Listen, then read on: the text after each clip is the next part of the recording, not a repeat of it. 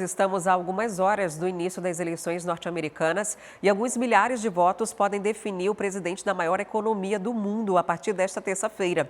Devido ao sistema eleitoral americano, alguns estados têm um peso maior que outros, por serem considerados pêndulos ao variarem de partido de eleição para eleição.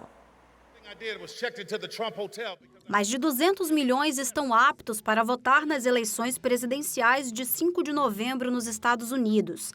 Mas o resultado pode depender de um número bem menor de pessoas. Isso acontece devido ao sistema eleitoral americano, que faz com que os votos dos chamados estados pêndulo tenham muito mais peso do que os dos demais. Apesar de não serem os mais populosos, estes estados não se inclinam para um ou outro partido. Ao contrário dos gigantes que são tradicionalmente favoráveis aos democratas, como a Califórnia ou Nova York, ou aos republicanos, como o Texas ou a Flórida. Por este motivo, os presidentes costumam concentrar as energias durante a campanha nos estados pêndulo e investem neles a maior parte dos recursos. A Pensilvânia, com 19 delegados, talvez seja o mais disputado deles. Trump obteve uma apertada vitória no estado em 2016 e foi derrotado por Biden em 2020, também por poucos votos. Os operários desta província industrial tendem a virar as costas para os democratas, mas Kamala conta com os grandes projetos de infraestrutura lançados pelo presidente Biden e com o apoio dos sindicatos. As grandes cidades de Filadélfia e Pittsburgh se inclinam para ela, enquanto Trump aposta na população rural. O Michigan, assim como Pensilvânia, deu vitória aos republicanos em 2016 e aos democratas em 2020. Neste berço da indústria automobilística, Harris recebeu o forte apoio do principal sindicato do setor, mas não dos numerosos eleitores árabes americanos ou muçulmanos, indignados com o apoio dos Estados Unidos a Israel na guerra em Gaza. Trump aposta particularmente no custo de vida para mobilizar a classe média. O Wisconsin, junto da Pensilvânia e do Michigan, foi o terceiro estado a rachar o Muro Azul em 2016, termo que se refere aos cerca de 20 estados considerados fortemente democratas. Hillary Clinton perdeu os 10 delegados reconquistados por Biden em 2020. Como demonstração da importância do estado, os republicanos realizaram a convenção em julho na cidade de Milwaukee.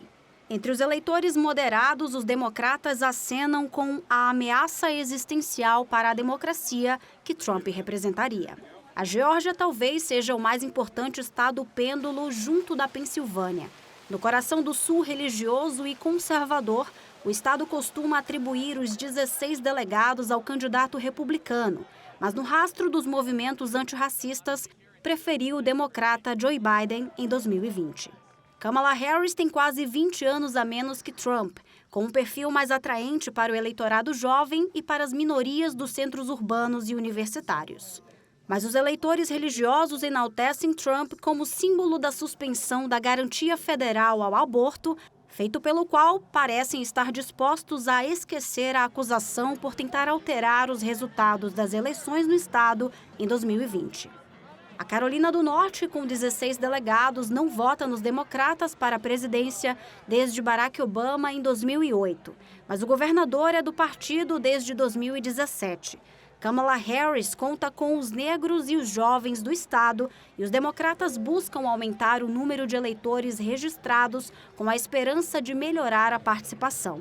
O Arizona é predominantemente republicano e surpreendeu em 2020 ao conceder os 11 delegados a Biden, por apenas 10.457 votos de vantagem. Na fronteira com o México, a imigração é tema relevante dessas eleições, o que favorece Trump e joga contra Harris. A esperança da atual vice-presidente está nos resultados das eleições de meio de mandato, em 2022, quando o estado preferiu eleger a democrata Kate Hobbs para governadora, em vez de uma candidata trumpista.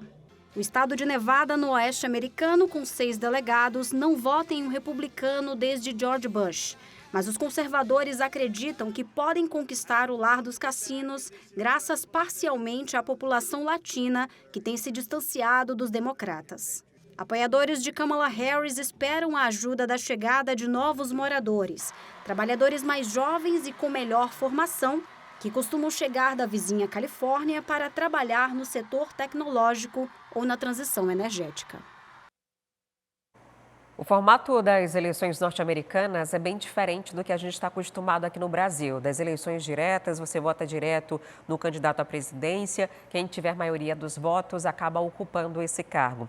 Por lá, a primeira diferença é que eles não são obrigados a votar. Vai votar quem quer.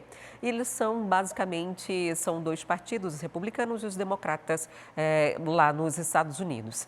E essa votação popular, quando a população vai até as urnas, que é o que acontece a partir de amanhã, ela não determina necessariamente quem vai ocupar esse cargo. O próprio Trump, quando foi eleito em 2020, teve um pouco menos de 3 milhões de votos diretos do que Hillary Clinton, mas os delegados foram favoráveis a ele. Ele teve a maior parte dos delegados. E que seriam esses delegados?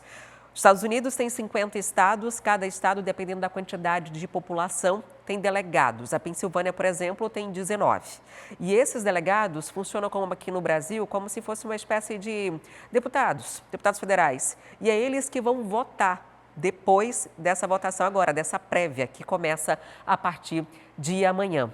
E 48 desses estados norte-americanos funciona, quem leva mais, vence. Por exemplo, Nebraska tem 9. Na última eleição, 5 ficaram com Biden e 4 ficaram com Trump. E Biden ficou com os 9. Então, por isso, eles investiram muito nesses estados que eles consideram estados decisivos. São pelo menos 7 e alguns numa eleição estão ao lado dos democratas, outros dos republicanos. E por conta disso, acaba sendo bem diferente. Lá também não tem urna eletrônica. Na verdade, até tem, mas cada região decide de que forma vai votar. Tem algumas urnas eletrônicas, mas a maior parte dos estados vota em cédula de papel e há uma conferência dessas cédulas. Essas cédulas são contadas não num único lugar, cada região vai fazendo essa soma e temos o resultado da prévia, que deve ser lá para sábado, né, para ter essa decisão oficial. E depois disso é que os delegados vão oficializar quem será o futuro presidente dos Estados Unidos e a gente vai seguir acompanhando essa votação que mexe bastante com a economia de todo mundo. Quer ficar por dentro de todas as notícias da programação de A Crítica? Então já se inscreve no nosso canal, ativa aí o sininho para receber todas as notificações e não perder nenhum conteúdo. E até o próximo vídeo.